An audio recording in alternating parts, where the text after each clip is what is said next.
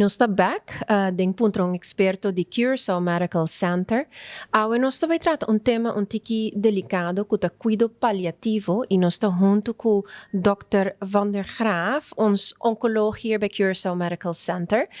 Ik heb net gezegd dat we een gevoelig onderwerp even gaan bespreken. Palliatieve zorg. Wat is eigenlijk palliatieve zorg? Palliatieve zorg is de zorg voor mensen die een ziekte hebben die helaas niet meer kan genezen. Waar ze uiteindelijk aan komen te overlijden. En is gefocust op het leven en de tijd die er is. Zo goed mogelijk kunnen blijven leven en zo lang mogelijk. En als een patiënt palliatieve zorg nodig heeft, hoe vraagt die patiënt eigenlijk voor hulp? Bij wie moeten ze? Patiënten kunnen eigenlijk al hun behandelaren vragen om ondersteuning in de palliatieve zorg. En ik denk ook dat het belangrijk is om het te hebben over welke patiënten palliatieve zorg nodig hebben. Palliatieve zorg is niet alleen maar voor mensen die echt in het laatste stukje van hun leven zitten. Het is ook voor mensen die nog midden in het leven staan, maar helaas slecht nieuws hebben gekregen en hebben te horen gekregen dat ze niet meer beter kunnen worden. Zodat vanaf het moment dat je dat weet, de patiënt, de dokters, alle zorgverleners gefocust zijn op de tijd die er is zo mooi mogelijk te maken. En dat betekent dus ook niet dat je opgeeft of dat je accepteert dat die tijd snel kan komen. Maar het betekent dat je focust op de tijd die er is en die zo goed mogelijk te maken. Mm-hmm. Ja, het is een hele moeilijke tijd in het leven van een patiënt om dit mee te maken. Je hebt gezegd dat zorgverleners hiermee helpen. Maar uit wie bestaat eigenlijk een palliatieve zorgteam?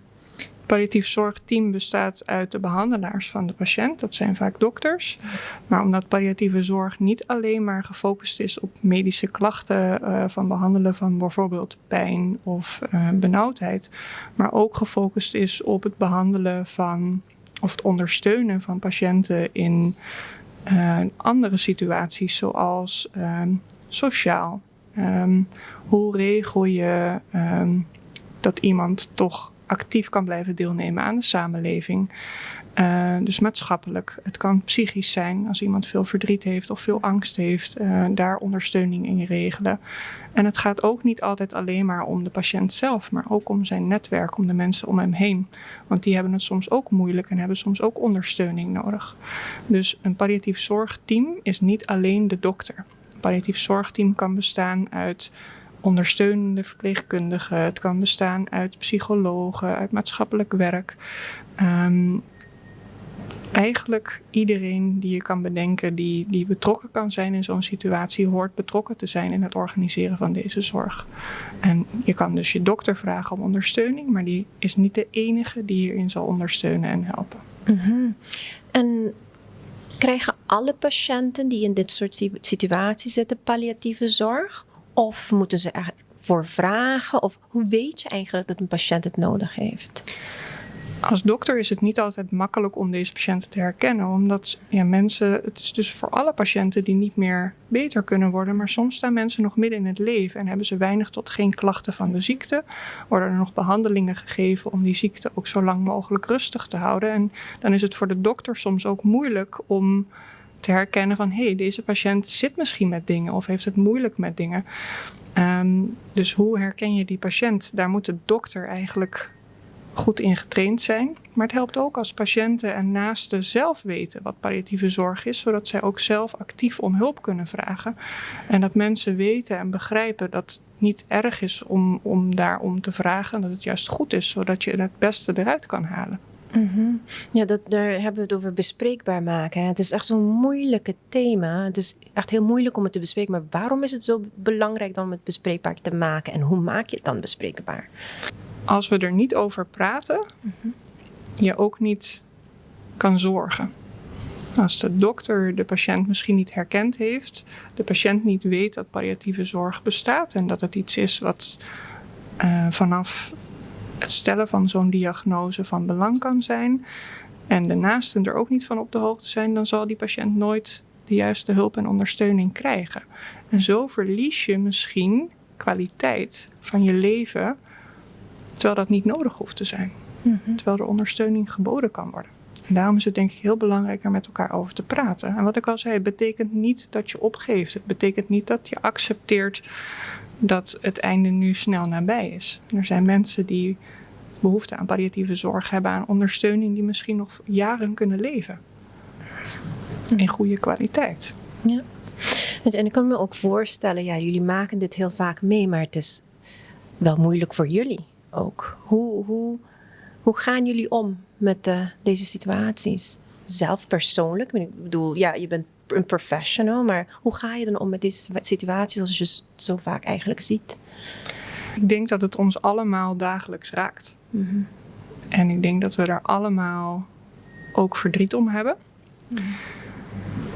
Maar palliatieve zorg is ook iets moois. Ik bedoel, we kunnen zoveel bieden, we kunnen zoveel ondersteuning geven. En het leven met zo'n diagnose betekent niet dat alles triest is.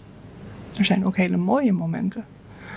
En ik denk dat wij met z'n allen kracht putten uit het ondersteunen, juist in deze moeilijke situatie. En met elkaar de goede dingen en de mooie dingen vieren. En met elkaar verdrietig zijn om de dingen die niet leuk zijn. Mm-hmm. En qua palliatieve zorg, ja, elk patiënt is anders, maar hoe lang kan het eigenlijk duren soms?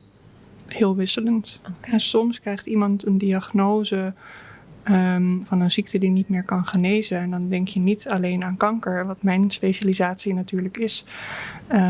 Maar het kan bijvoorbeeld ook een nierziekte zijn, een hartziekte, een hersen- of spierziekte. Waarmee je nog vele jaren kan leven. Met soms ook behandelingen die gericht zijn om die ziekte zo lang mogelijk rustig te houden, zo lang mogelijk goed te houden. Maar soms komt een patiënt in een situatie terecht waar een diagnose wordt gesteld op het moment dat hij al in de laatste fase van zijn leven is. En dat er nog maar enkele dagen of weken te gaan is. En dat maakt dat palliatieve zorg zo divers is. Mm-hmm. Het gaat van mensen die nog midden in het leven staan tot mensen die helemaal aan het einde zijn. En dat betekent dat de zorgverleners getraind moeten zijn die patiënten allemaal te herkennen en allemaal de juiste begeleiding te bieden. Mm-hmm. En daar zijn we mee bezig om wat meer bekendheid aan het onderwerp te geven en zo ook meer toegang te geven tot deze zorg die zo belangrijk is. Mm-hmm. Ja, het is heel moeilijk, maar het is heel mooi dat je het kunt doen.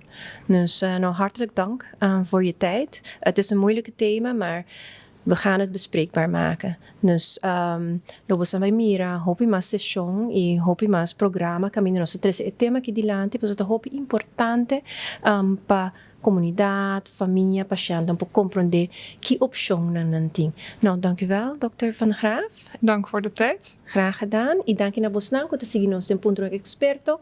Seguimos sessão riba a página de Facebook de Curaçao Medical Center.